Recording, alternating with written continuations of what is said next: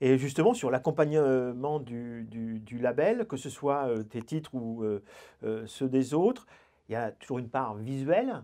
Et je t'ai entendu dire un jour, moi, s'il m'arrive quelque chose avec un visuel qui est affreux, c'est rare que dedans, le son qui est à l'intérieur trouve grâce à mes oreilles.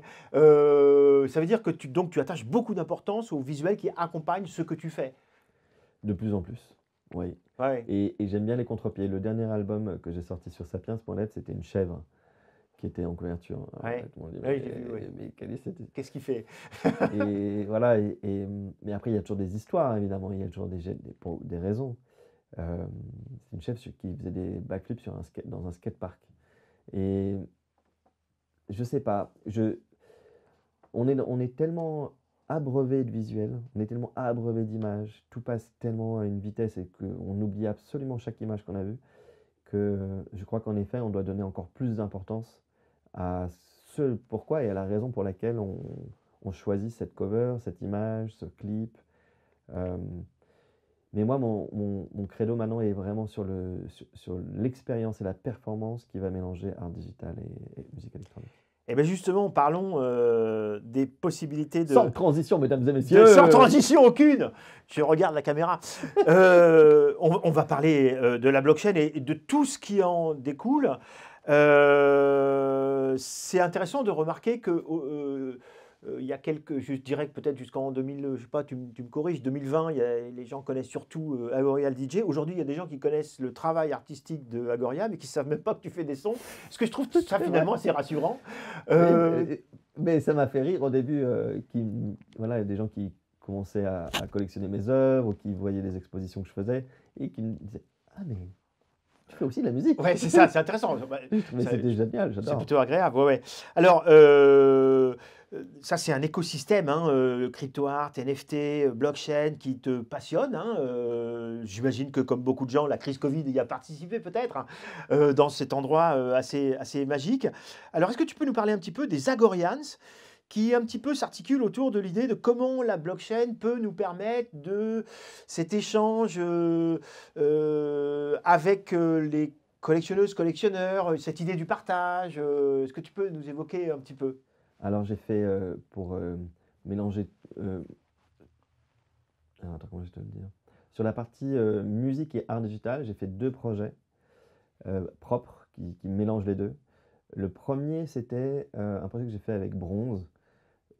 Et projet incroyable, je trouve, un morceau que j'ai fait avec Ella Minus, qui a fait un album sur Domino que j'adore. Et le morceau s'appelle What If the Dead Dreams.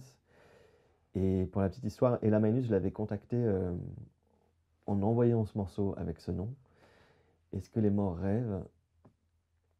Et elle me dit, mais je l'appelle, elle me dit, mais comment est-ce que tu sais? Bonne question. Comment est-ce que tu sais? Je dis, comment c'est que je sais quoi? C'est-à-dire, je viens de me réveiller d'une expérience de conscience de mort imminente, Hmm. near death experience. Et forcément, je ne savais pas. Et en fait, je lui posais une question sur un morceau qu'elle a fait avec un code postal anglais, et c'est le code postal de l'hôpital où elle s'est réveillée. Elle a eu, on a fait une interview ensemble là-dessus où on en parle, mais elle a, elle a été abusée avec des drogues, et elle s'est réveillée plusieurs jours plus tard à l'hôpital. Et à ce moment-là, je lui envoie ce morceau. Et elle me dit, mais c'est extraordinaire Ouais. que moi j'arrive avec ça, avec ce morceau. Et du coup, ce morceau et il y avait quelque chose de très spécifique. Et j'ai eu l'idée de me dire, et si on faisait avec la blockchain, et si on faisait au fait que chaque écoute soit unique.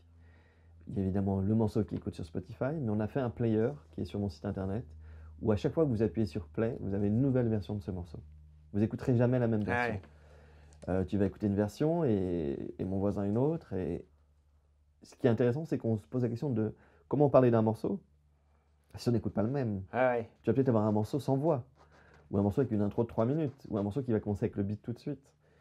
Et donc, j'ai beaucoup aimé de faire ce premier projet avec Lex et donc de cet algorithme qui est assez dingue pour questionner ça et pour questionner les certitudes, les choix qu'on avait. On sait quand le morceau est fini, on sait quelle est la meilleure version. Évidemment, j'ai ma version, mais je trouvais ça assez intéressant de questionner ça avec ce morceau infini et qui se répète à chaque fois qu'on appuie sur play. Et le deuxième projet que tu mentionnais, c'était Agorians. Donc ça, je l'ai fait plus récemment. Là, c'est plus un projet, on va dire, plus un projet communautaire. Pour remercier tous les collectionneurs que j'ai eus depuis 4 ans, et ils sont nombreux, j'ai fait un morceau de musique où en fait, chaque fois que ce morceau est joué, qui est streamé, acheté ou qu'il y a une synchro, tous les bénéfices de ce morceau vont aller à tous mes collectionneurs. Sauf moi. C'est-à-dire qu'en fait, c'est un don que j'ai fait à ma Ouais. collection. C'est-à-dire que si demain il y a un film, une pub, je ne sais pas si Saint-Laurent utilise Agorian sur une pub, tous mes collectionneurs vont toucher les droits de ce morceau. Parce que c'est aussi une façon de dire, donc là c'est pour mes collectionneurs d'art, parce que je sais qui ils sont, c'est de la beauté de la blockchain, on connaît les wallets, Ouais. ils sont tous au courant, hein. Euh, mais par exemple, tous les fans qui viennent nous voir en concert chaque semaine, tous les gens qui viennent dans les clubs depuis des décennies, qui sont là, qui participent à un écosystème, qui nous font vivre en tant qu'artistes. À aucun moment on a, si ce n'est parce qu'on procure sur scène, mais au-delà de ça, on peut aussi avoir une incentive avec eux, on peut aussi remercier ce public et grandir avec eux et faire en sorte que ce ne soit plus unilatéral avec un artiste Dieu sur scène et les autres qui vont les voir. C'est Hum. absolument. Enfin, je dis ça pour la musique électronique. Je dirais pas ça pour Michael Jackson ou Prince. Mais si on se souvient que le DJ à la base, il joue des morceaux des autres dans un endroit qui est une rave party où les gens ne regardent pas le DJ et où c'est un cosmos quasiment. On est tous Hum. ensemble liés, mais il n'y en a pas un qui est plus important que l'autre.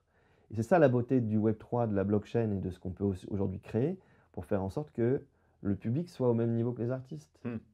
Ou que l'artiste soit au niveau du public, ça revient au même. J'ai fait quelques conférences où, je t'en parlais, où par exemple à Riyad, pour les Nations Unies, où j'étais sur scène, ou à NFT Paris, au Grand Palais, où en fait je descends de scène en me disant, j'en ai marre de faire des conférences si vous venez m'écouter. Ok, j'ai un avis, mais vous en avez un, et c'est pas de la démagogie. C'est justement le Web3 et la blockchain font en sorte que on est tous liés les uns avec les autres. Et on peut tous grandir ensemble ou à l'inverse s'éparpiller Hum. ensemble. Et du coup, je descends de scène et je vais m'asseoir avec eux dans le public et je parle avec eux. Donc c'est plus facile à NFT Paris face aux fans du Web3 que aux Nations Unies avec les ambassadeurs, le chèque.